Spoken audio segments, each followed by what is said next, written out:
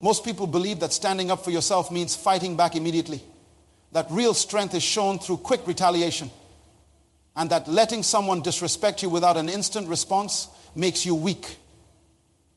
This belief has destroyed more careers, ruined more marriages, and shattered more dreams than any external enemy ever could. The uncomfortable truth is that your need to react instantly to every provocation isn't making you look strong.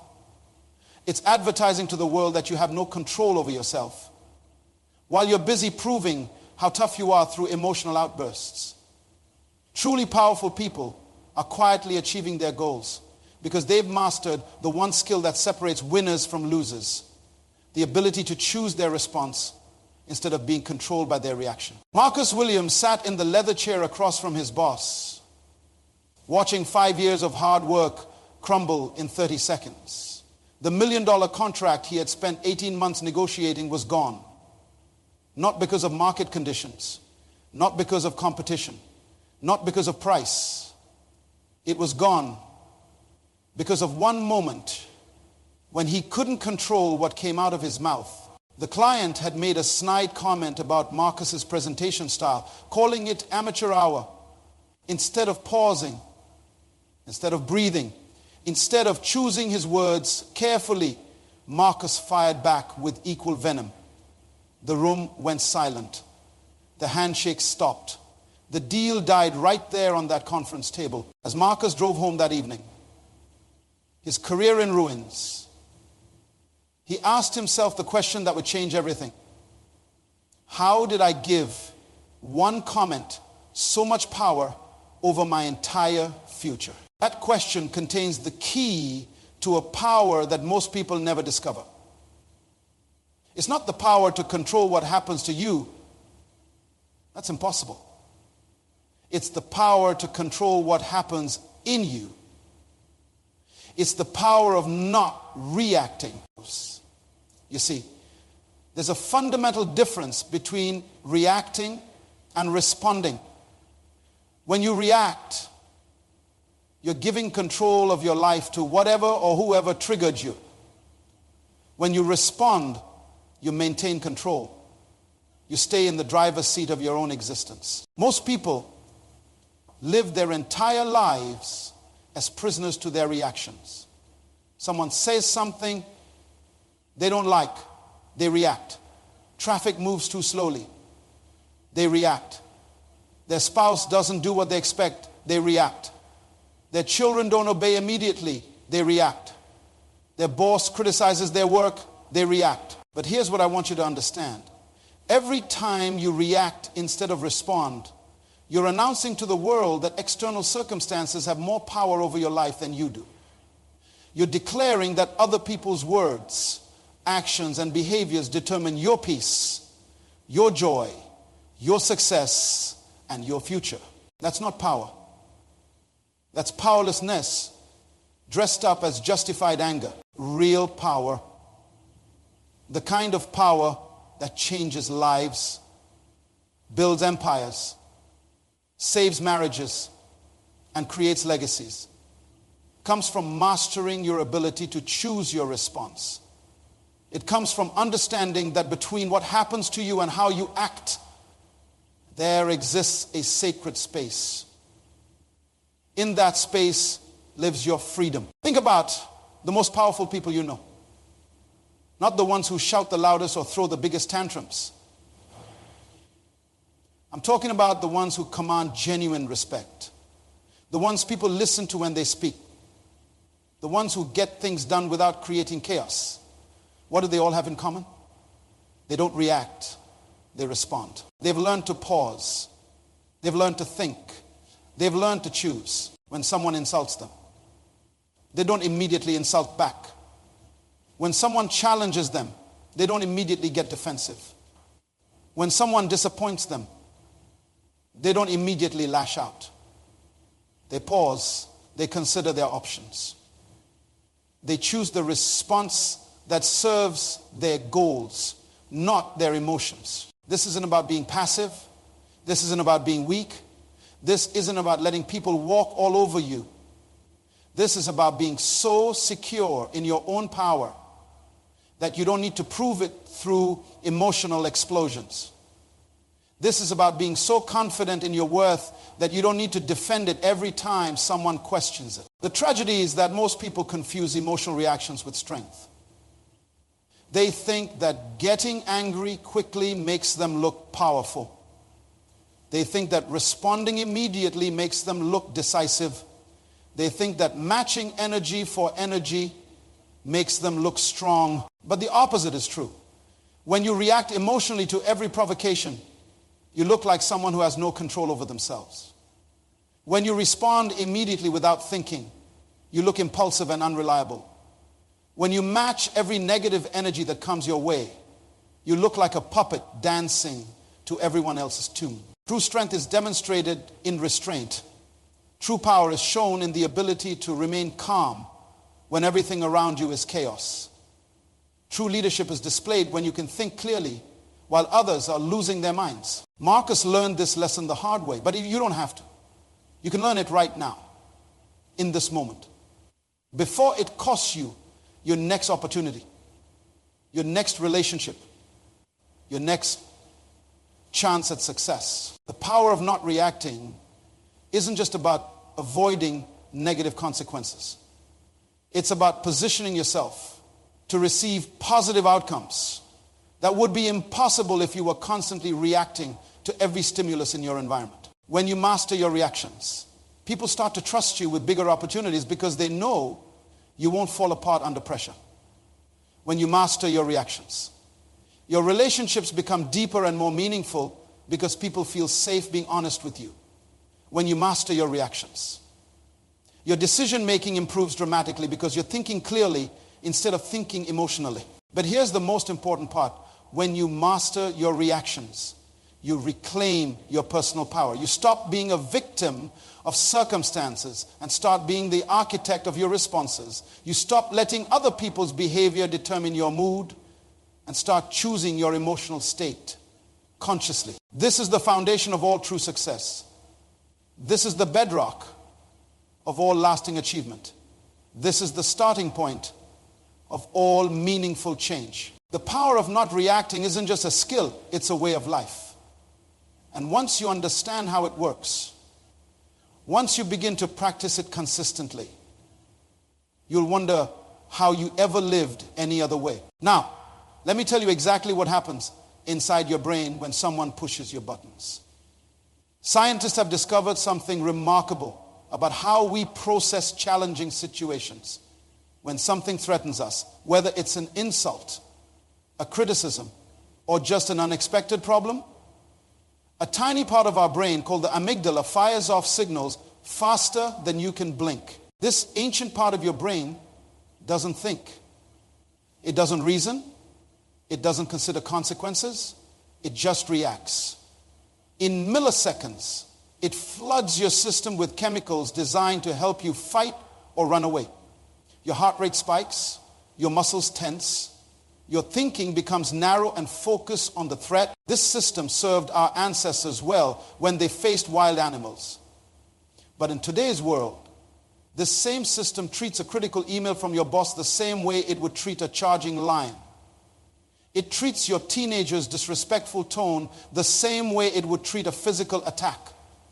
It treats a traffic jam the same way it would treat a life-threatening emergency.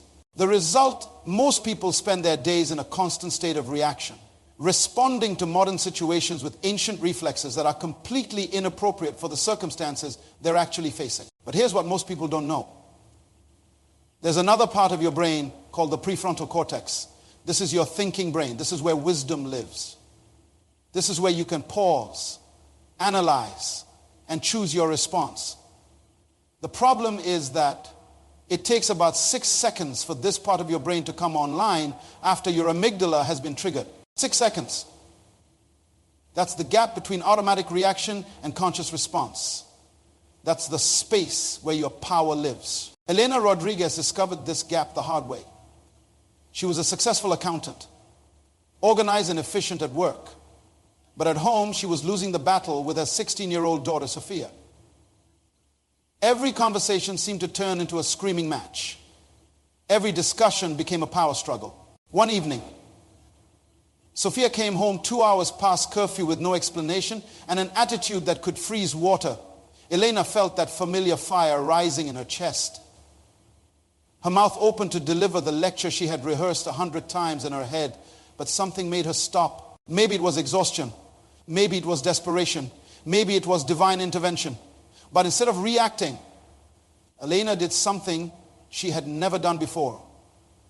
She counted to 10, slowly. In those 10 seconds, something shifted. Instead of seeing a rebellious teenager who needed to be controlled, she saw a young woman who was struggling with something she couldn't express.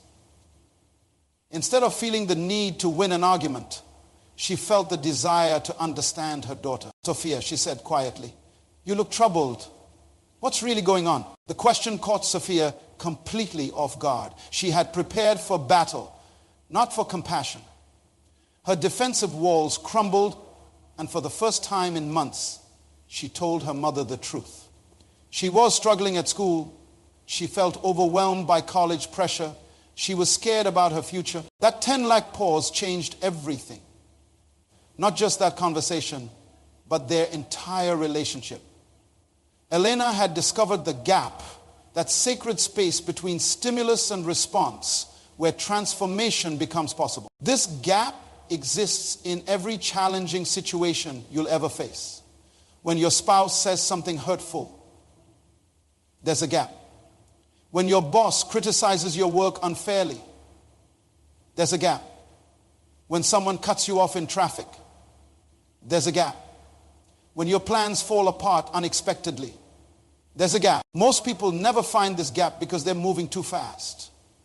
They're so eager to defend themselves, to prove their point, to express their feelings, that they skip right over the most powerful moment in any interaction, the moment of choice. But when you learn to find this gap, when you learn to pause and breathe and think before you speak or act, you tap into a power that most people never access. You move from being reactive to being responsive. You move from being controlled by circumstances to being in control of your choices. In that gap, you can ask yourself the most important question: what response will serve me best in this situation? Not what response feels most satisfying in the moment. Not what response proves you're right. But what response moves you closer to your goals, strengthens your relationships, and protects your peace of mind. This is where true power begins. Let me tell you about the real price of living as a prisoner to your reactions. It's not just about having a bad day or saying something you regret. The cost of reactionary living is massive. And most people are paying it without even realizing what they're losing when you react instead of respond. You're not just damaging that one moment, you're damaging your reputation. Every emotional outburst, every defensive response, every time you lose control becomes part of how people see you. They start to think of you as unpredictable, unreliable, someone who can't handle pressure. Your colleagues stop bringing you the challenging projects because they're afraid you'll explode when things get difficult. Your friends stop sharing their real problems with you because they don't want to deal with your emotional reactions. Your family starts walking on eggshells around you because they never know what will set you off. Robert Martinez learned this lesson in the most painful way possible. He was one of the most skilled cardiac surgeons in the city, with hands that could perform miracles and a mind that could solve the most complex medical puzzles. But Robert had one fatal flaw. He couldn't control his temper when things didn't go according to plan. If a nurse handed him the wrong instrument, he would explode. If the anesthesiologist was running late, he would unleash a verbal assault that left the entire operating room tense and uncomfortable. If a patient's family asked too many questions, he would become condescending and rude. Robert justified his behavior by telling himself that he was demanding excellence, that his reactions were necessary to maintain high standards. But the truth was, his reactions were destroying his effectiveness and his relationships. The final straw came during a complex heart surgery when a young resident made a small mistake. Instead of calmly correcting the error, Robert launched into a tirade that was so vicious and humiliating that the resident froze completely. The surgery that should have taken 4 hours stretched to 7 because the entire team was walking on eggshells, afraid to make any move that might trigger another explosion. The patient survived, but barely. The hospital administration had seen enough. Despite his surgical skills, despite his years of experience, despite his previous success, Robert was quietly asked to resign, sitting in his empty office, packing his belongings. Robert finally understood what his reactions had cost him. Not just his job, but his reputation. Not just his career, but the respect of his colleagues. Not just his position, but his sense of self-worth. Robert's story isn't unique. Every day, talented people lose opportunities because they can't control their reactions.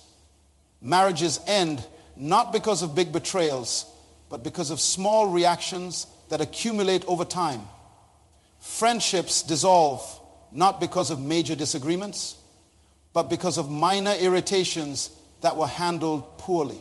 Children grow up believing they're not good enough because their parents react to every mistake with anger instead of responding with guidance.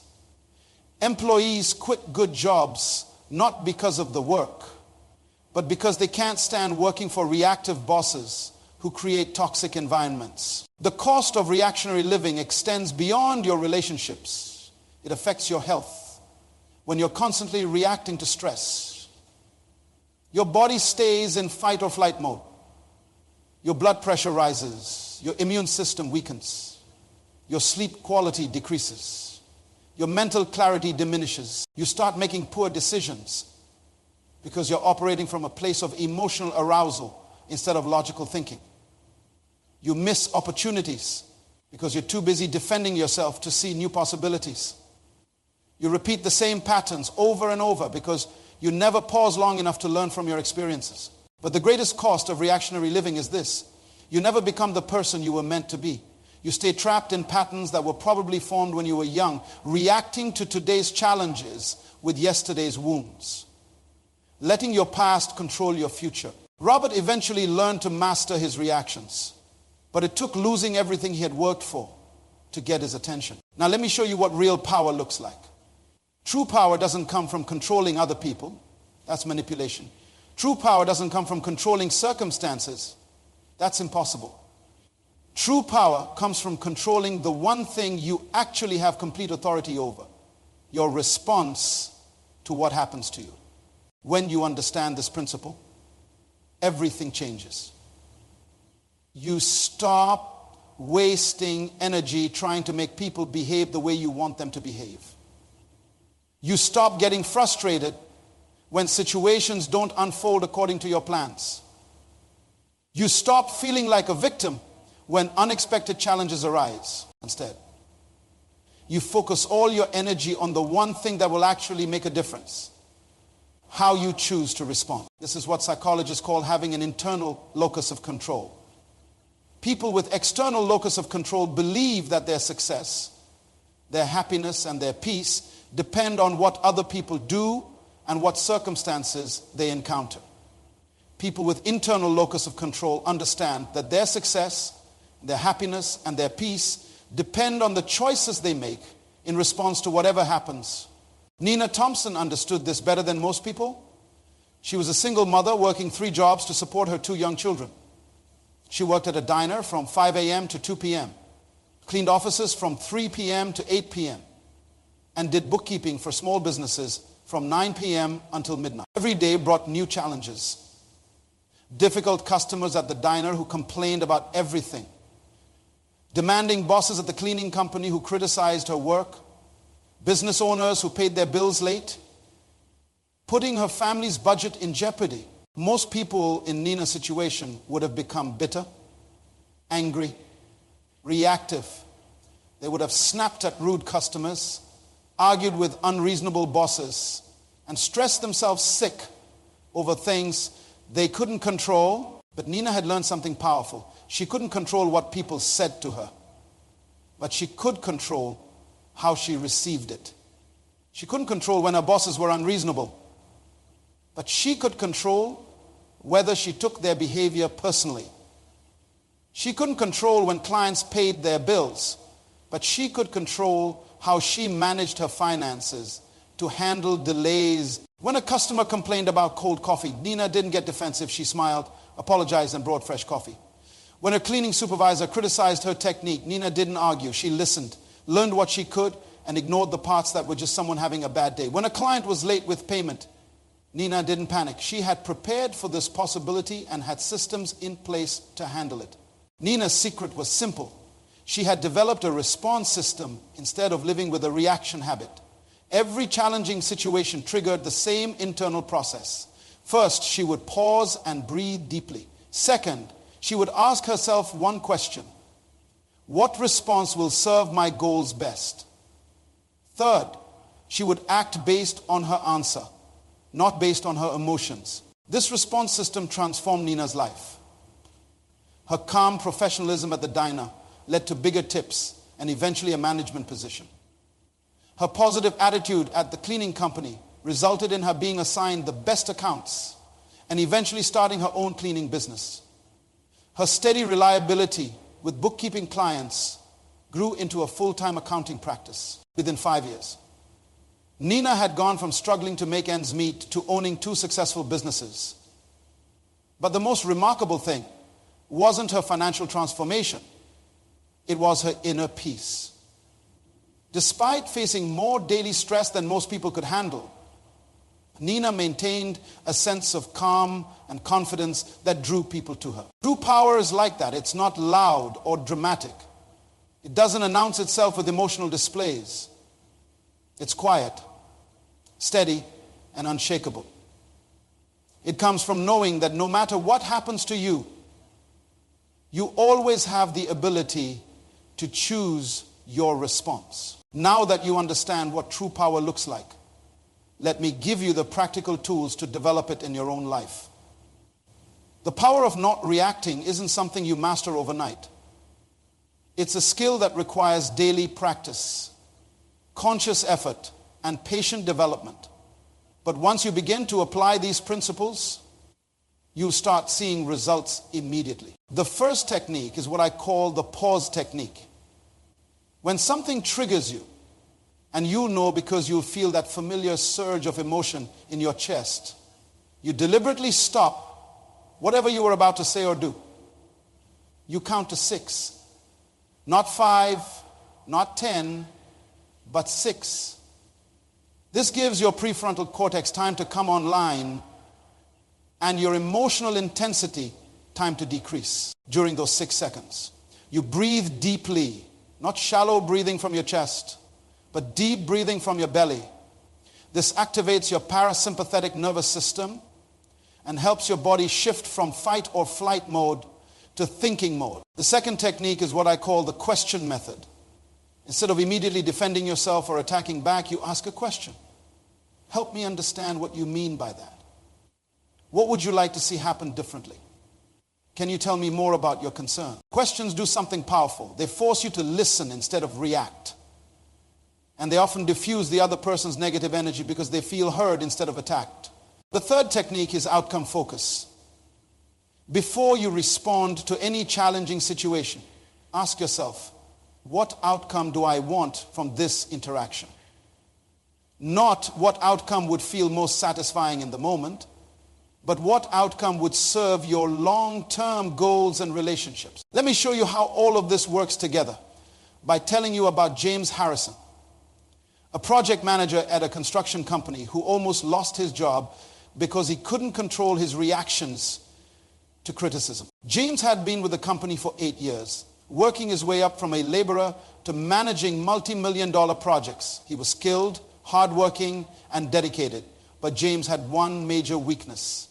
He took every criticism as a personal attack and responded accordingly. When clients complained about delays, James would get defensive and start making excuses. When his boss questioned his decisions, James would argue instead of explaining his reasoning. When team members suggested different approaches, James would shut them down because he felt they were questioning his competence. This pattern came to a head during the construction of a new shopping center. The client, Mrs. Peterson, was demanding and particular about every detail. She questioned everything from the placement of electrical outlets to the color of the paint. James felt like she was micromanaging him and disrespecting his expertise. The breaking point came during a site meeting when Mrs. Peterson criticized the way the parking lot was being laid out. She said it looked amateur and poorly planned. James felt that familiar fire in his chest. His face flushed red, his hands clenched into fists. But something made him pause. Maybe it was the memory of seeing his colleague Robert lose his medical career. Maybe it was the realization that his own job was hanging in the balance. Maybe it was just exhaustion from constantly fighting battles that didn't need to be fought instead of exploding. James took a deep breath and counted to 6. 1, 2, 3, 4, 5, 6. In those 6 seconds, something shifted. Instead of seeing an enemy attacking him, he saw a client who was nervous about a major investment and wanted reassurance that her project was in good hands. Mrs. Peterson, James said calmly, I can see that you're concerned about the parking layout. Help me understand exactly what you're worried about so I can address it properly. The question caught Mrs. Peterson off guard. She had been prepared for an argument, not a conversation. Her defensive posture softened, and she explained that she was worried the parking spaces were too narrow and would be difficult for elderly customers to navigate. James listened carefully, asked follow-up questions, and then explained the engineering reasons behind the current design. He also offered 2 alternative approaches that could address her concerns without compromising the structural integrity of the project. By the end of the conversation, Mrs. Peterson was apologizing for her harsh words and praising James for his professionalism. The project proceeded smoothly, finished on time and under budget, and Mrs. Peterson referred 3 new clients to the company. But the real transformation wasn't in that one meeting. It was in how James began approaching every challenging interaction when his boss questioned his timeline. Instead of getting defensive, James would pause, breathe, and ask what specific concerns needed to be addressed. When team members suggested changes, instead of taking it personally, James would focus on the outcome they all wanted to achieve. This shift in approach transformed James's entire career. He became known as someone who could handle difficult clients and complex situations without creating drama.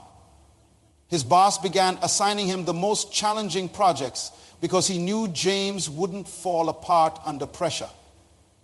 His team members started bringing him their best ideas because they knew he would listen without getting defensive. Within 2 years, James was promoted to senior project manager.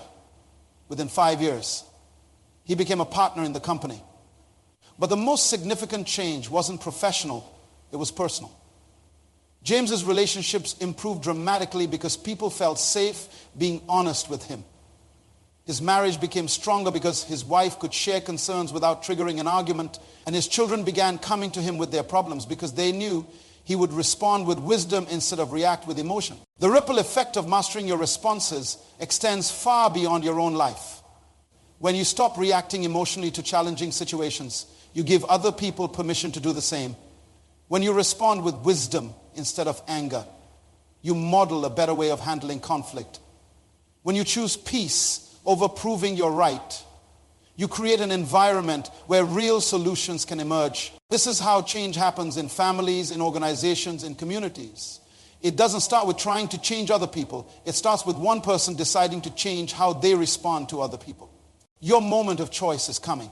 Maybe it'll be later today when someone cuts you off in traffic. Maybe it'll be tomorrow when your boss criticizes your work.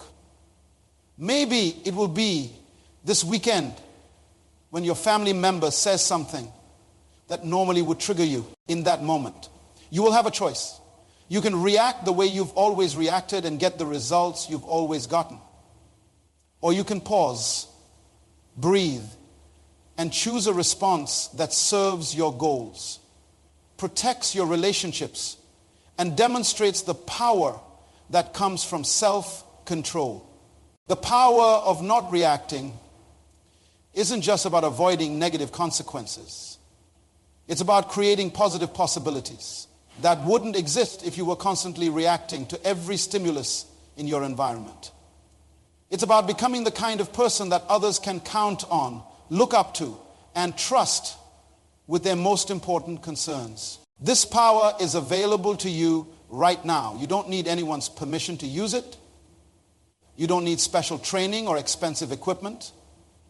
You just need the decision to pause before you react and the commitment to practice until it becomes natural. Your life is waiting for you to claim this power.